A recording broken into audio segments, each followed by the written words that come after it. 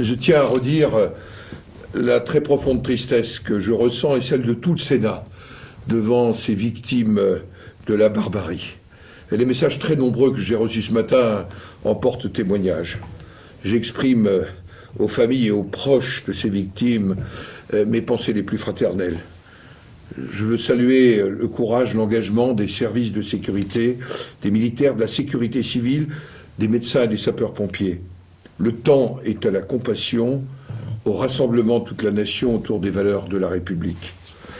Pour les responsables publics, le temps est encore plus à la mise en œuvre des décisions qui s'imposent pour assurer efficacement la sécurité des Français.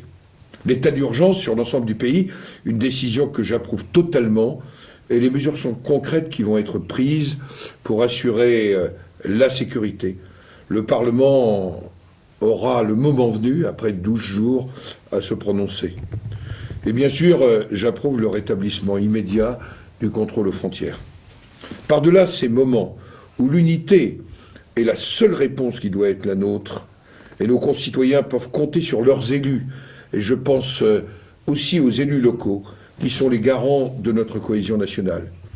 Oui, maintenant, il va nous falloir analyser, réfléchir, agir face à cette situation créée par ces attentats et ces crimes. C'est bien de guerre, et donc d'ennemis dont il s'agit, et ces mots ont un sens. Il va donc falloir prendre les moyens de protéger les Français, d'arrêter, de neutraliser ceux qui conduisent ces actes criminels au nom d'un islamisme radical. Non seulement à l'extérieur de notre pays, mais aussi et peut-être d'abord à l'intérieur. Il va falloir apporter des réponses en termes de sécurité pour notre pays, de lutte déterminée contre le terrorisme. Cette réponse doit être celle de la France, elle doit être celle du Conseil de l'Europe, celle des démocraties.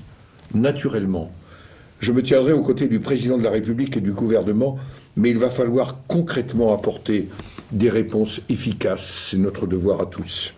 La semaine prochaine, le Sénat, après la réunion du Congrès lundi, poursuivra son ordre du jour. La République est debout.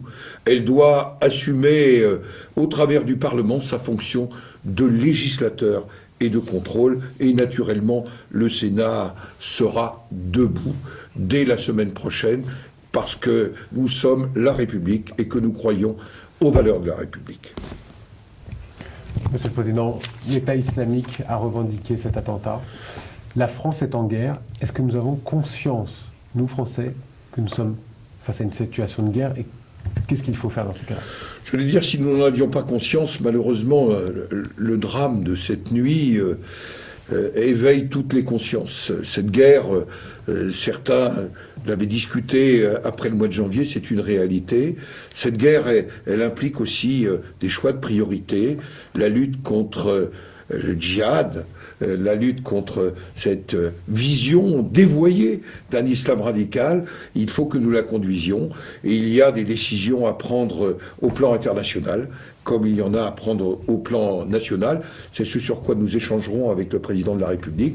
Je me suis entretenu ce matin avec le président de la République au téléphone, mais nous étions plutôt, j'allais dire, dans l'actualité et dans la décision immédiate. C'est la responsabilité des hommes politiques et des femmes politiques. C'est ce qu'attendent les Français de notre part. Le congrès de Versailles, qu'est-ce qu'il doit en sortir très concrètement? D'abord, un échange entre l'exécutif et le plus haut niveau de l'exécutif, le président de la République, et les parlementaires. Les parlementaires, ils sont les représentants du pays, des citoyens, des territoires. Et au travers du Congrès, le président de la République va s'adresser à l'ensemble du pays.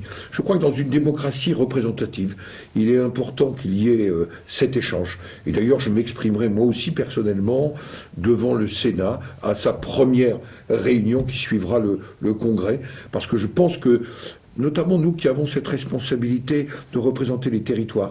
Les élus locaux, je l'écrivais dans mon rapport au président de la République le 15 avril, c'est un espèce de maillage qui permet au pays de tenir. Je voudrais simplement vous donner les exemples de ce qui m'est revenu ce matin.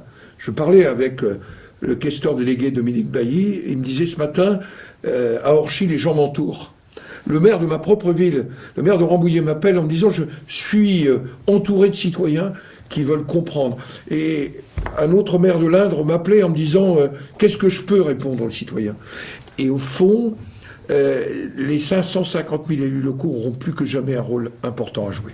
Dans ce contexte, vous pensez que l'Association des maires de France et le fameux Congrès des maires de France doit se tenir? Écoutez, c'est un questionnement qui appartient à François Baroin.